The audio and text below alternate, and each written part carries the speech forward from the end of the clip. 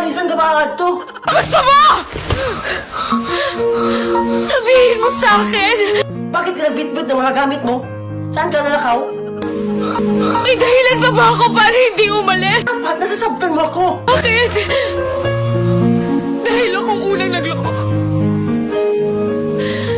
Hindi ko pa ba napagbayaran yun? Kulang na lang gumabang ako ng paluhod para bawarin mo ako. Agad ba'y natikang niya pa sa ilo? Sinabi ko sa'yo, okay na tayo, di ba? Napasahilo natin ka. Pero bakit galit-galit yung desisyon mo? Diretso ka na nanakaw.